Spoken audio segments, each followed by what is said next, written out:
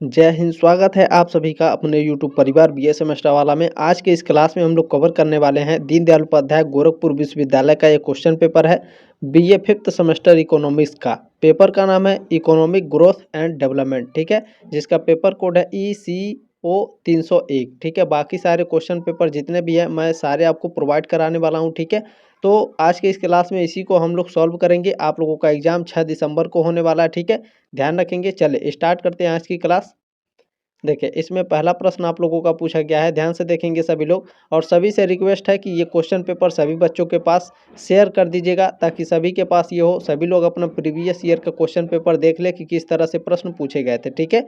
चले इसमें पहला प्रश्न है, विकास के आधारभूत आवश्यकता प्रत्यागम के चरों की संख्या है। तो इसमें कुल 5 है, ये ऑप्शन आपका राइट है पहले का, ठीक है। चले अगला प्रश्न देखते हैं आपको क्या पूछा गया है। दूसरा प्रश्न है, निम्नलिखित में से कौन आर्थिक विकास को प्रभावित करने वाला कारक है। तो आर्थिक विकास को प्रभावित करने वाले कारक जनसंख्या वृद्धि दर है, उत्पादकता है और पूंजी निर्माण है, ठीक है। कैपिटल फॉर्मेशन है और प्रोडक्टिविटी है, ठीक है। पॉपुलेशन ग्रोथ रेट है। ये सभी क्या है आपके, ये सभी आपके आर्थिक विकास को प्रभावित करने वाले कारक हैं, ठीक है। डी ऑप्शन आपका राइट है। तीसरा प्रश्न आपका पूछा गया था, महबूब उल हक संबंधित है। महबूब उल हक जो है HDI से संबंधित है, ठीक है, HDI से। डी ऑप्शन आपका राइट है तीसरे का। चले जल्दी जल्दी देखने का भी प्रयास करेंगे, ठीक है। चौथा प्रश्न है, निम्नलिखित में से कौन MPI का आयाम नहीं है। MPI का आयाम कौन सा नहीं है। स्वास्थ्य नहीं है, व्यवसाय नहीं है, हेल्थ नहीं है, ऑक्यूपेशन नहीं है, एजुकेशन नहीं है, या फिर स्टैंडर्ड ऑफ लिविंग यानी जीवन स्तर नहीं है। बताने का प्रयास करेंगे।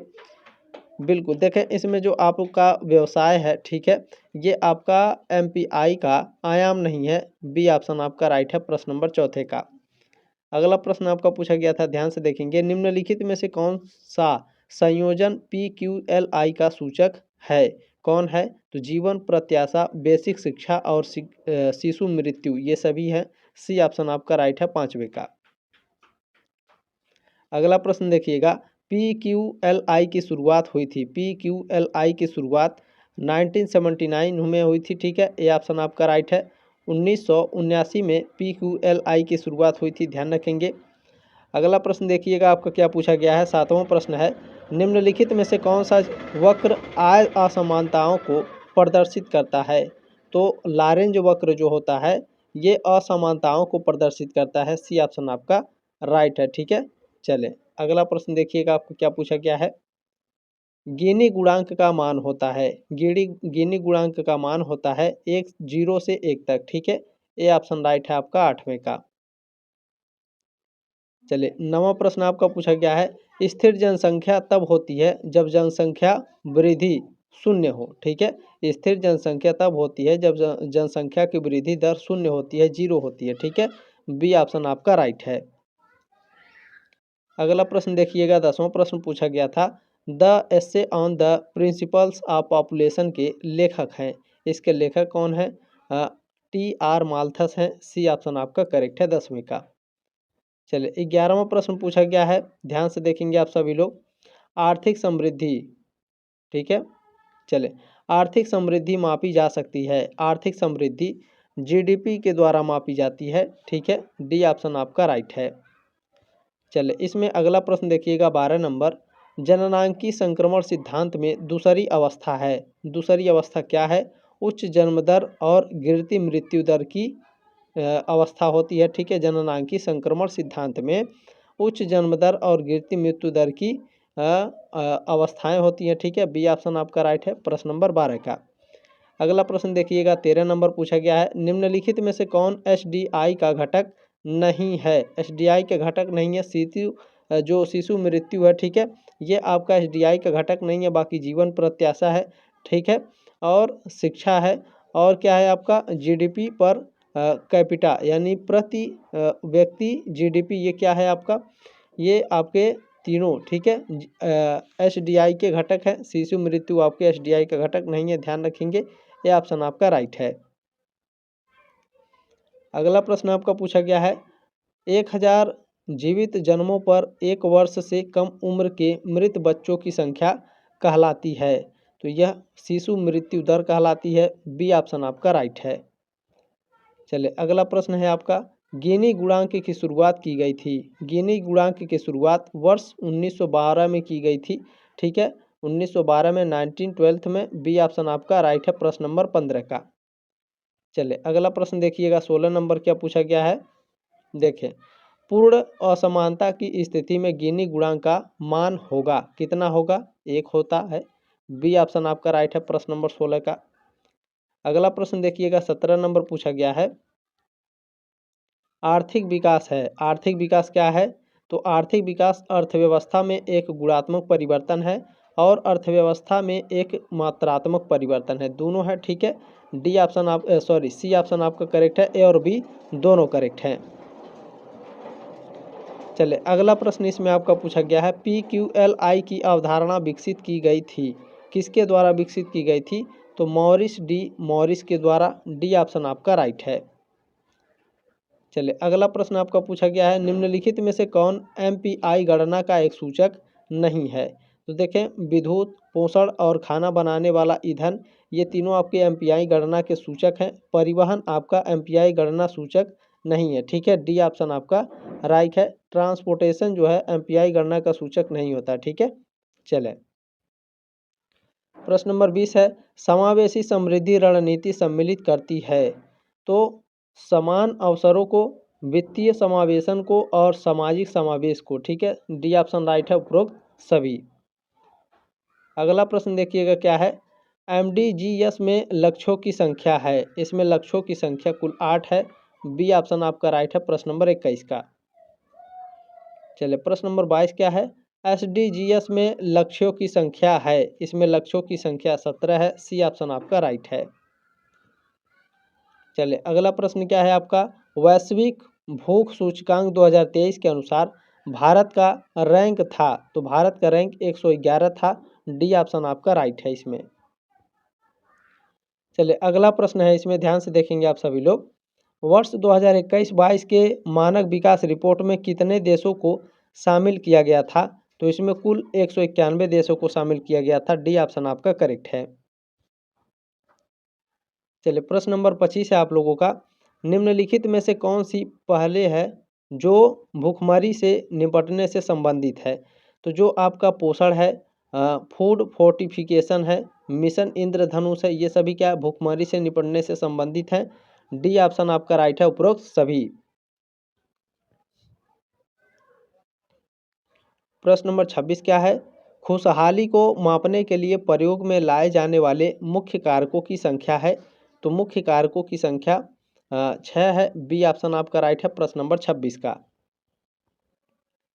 प्रश्न नंबर 27 है, SDGs 2 संबंधित है, किससे संबंधित है, शून्य भूख से संबंधित है, जीरो हंगर से। सी ऑप्शन आपका करेक्ट है।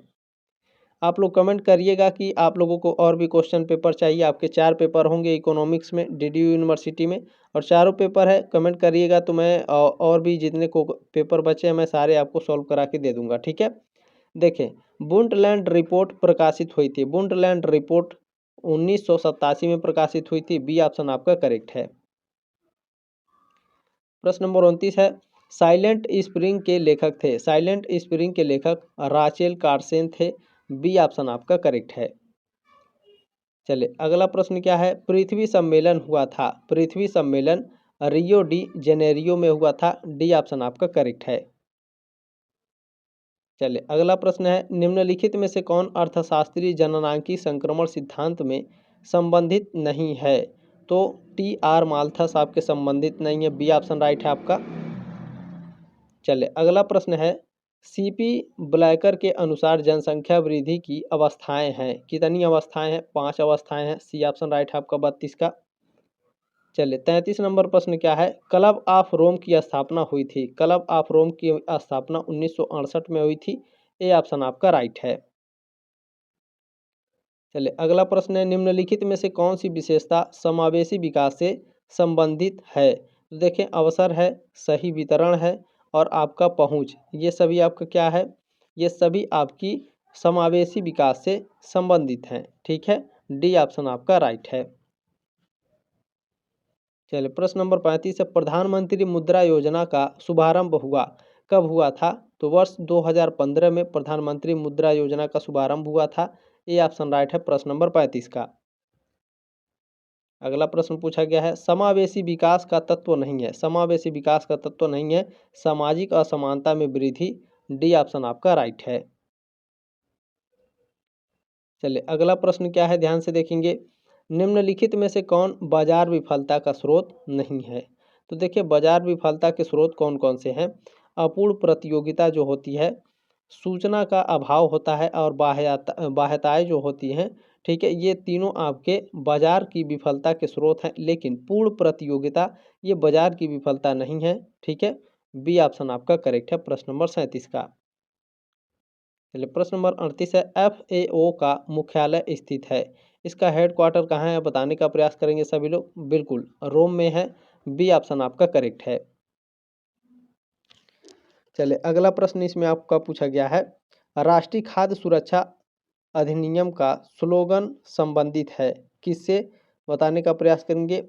राष्ट्रीय खाद्य सुरक्षा अधिनियम का स्लोगन संबंधित है भूख और भारत से, भारत भूख के साथ, या फिर भूख से स्वतंत्र भारत। बताने का प्रयास करेंगे। बिल्कुल देखिए हंगर फ्री इंडिया जो है ये राष्ट्रीय खाद्य सुरक्षा अधिनियम के स्लोगन से संबंधित है, भूख से स्वतंत्र भारत। सी ऑप्शन आपका करेक्ट है।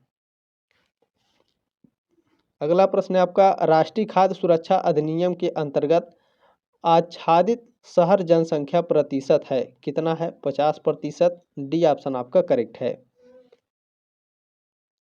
अगला प्रश्न है आपका, भारत के अंतर्राष्ट्रीय व्यापार का कौन सा तत्व बदल गया है? तो इसका देखें संरचना और दिशा, ठीक है, कंपोजिशन और आपका डायरेक्शन ये दोनों बदल चुका है, ठीक है, ध्यान रखेंगे। सी ऑप्शन आपका राइट है, ए और बी दोनों। अगला प्रश्न है आपका, भारत का सबसे बड़ा व्यापारिक साझेदार है। तो अमेरिका जो है भारत का सबसे बड़ा व्यापारिक साझेदार है। ये ऑप्शन आपका राइट है।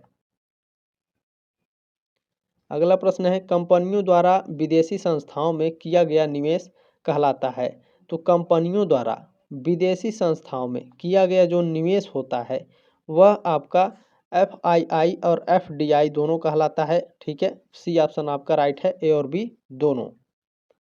अगला प्रश्न आपका पूछा गया है, किस पंचवर्षीय योजना में समावेशी विकास मुख्य उद्देश्य था? तो 11वीं पंचवर्षीय योजना में, ठीक है, 11वीं पंचवर्षीय योजना में समावेशी विकास का मुख्य उद्देश्य था। सी ऑप्शन आपका करेक्ट है। प्रश्न नंबर 45 है, निम्नलिखित में से कौन एक मानव विकास के स्तंभ हैं? मानव विकास के स्तंभ कौन से हैं? तो समता, वहनीयता और सशक्तिकरण ये तीनों मानव विकास के स्तंभ हैं। डी ऑप्शन आपका राइट है उपरोक्त सभी। चलिए अगला प्रश्न देखिएगा क्या पूछा गया है, SDI मान 1 प्रदर्शित करता है। क्या प्रदर्शित करता है? तो विकास का अधिक उच्च स्तर। ये ऑप्शन आपका करेक्ट है। चलिए अगला प्रश्न आपका क्या पूछा गया है, ध्यान से देखेंगे। SDI के अनुसार स्कूल में बिताए जाने वाला अधिकतम प्रत्याशित वर्ष है। तो अधिकतम प्रत्याशित वर्ष कितना है? 25.6 वर्ष। सी ऑप्शन आपका राइट है। चलिए अगला प्रश्न देखेंगे, निम्नलिखित में से कौन सतत विकास का स्तंभ नहीं है? तो देखें इसमें जो आपके पर्यावरणीय संरक्षण है, आर्थिक विकास है और सांस्कृतिक विविधता है, ठीक है, कल्चर डाइवर्सिटी है, इकोनॉमिक डेवलपमेंट है और आपका जो इन्वायरमेंटल प्रोटेक्शन है, ये सभी सतत विकास के स्तंभ हैं। लेकिन जो आपका सोशल बैकवर्डनेस है, ठीक है, सामाजिक पिछड़ापन जो है आपका, ये सतत विकास का स्तंभ नहीं है।